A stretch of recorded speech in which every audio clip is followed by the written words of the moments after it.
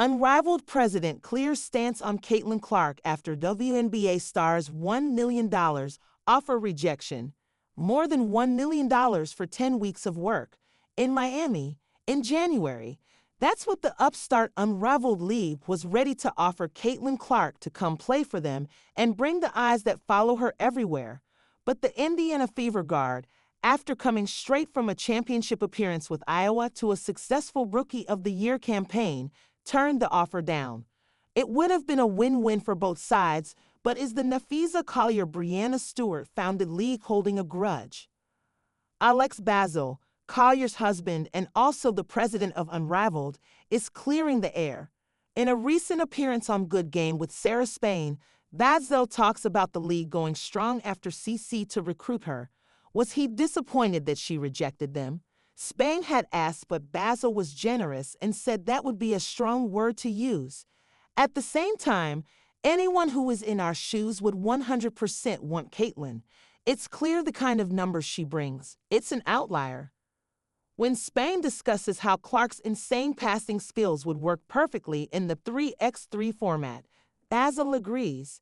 She's really built for this style. She's the perfect hybrid of speed. She's much faster than people think, and she can shoot it from deep, which stretches out the court even more in this system.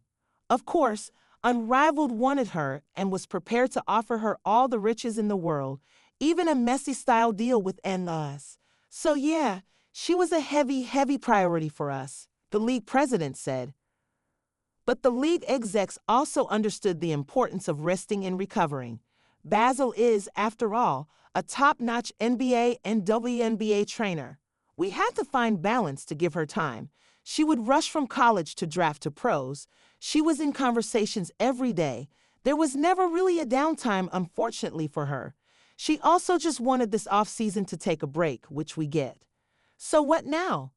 If you ask us what's the plan moving forward, I've said this multiple times, we're gonna be a league that always has a spot for Caitlin. We're very hopeful that she wants to play in the league after seeing this season and resting. For now, unfortunately, she's not in the league, but the hope is that the Iowa sensation will join in season 2 or 3. As will the other stars of the WNBA that are not playing in the Winter League. At first, there were only going to be 30 spots on the Unrivaled roster, but they slowly expanded to 36, with 2 spots still remaining open as they recruited Caitlin Clark's former college friends and current Fever teammates. The ROTY handed in her firm rejection. But the league still filled up with players like Angel Reese and Lexi Ho. However, some major names were missing.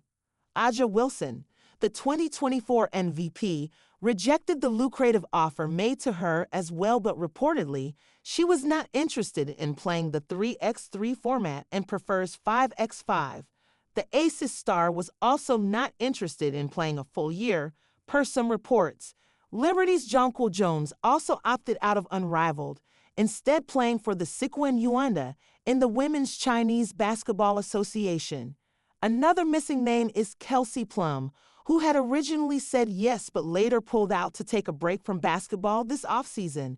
While the WNBA has a total of 132 active players, only 36 are playing in Unrivaled. While of course that leave almost 100 names not playing, this is just a roundup of some major names. Another missing name is Kelsey Plum, who had originally said yes but later pulled out to take a break from basketball this offseason. While the WNBA has a total of 132 active players, only 36 are playing in Unrivaled. While of course that leave almost 100 names not playing, this is just a roundup of some major names.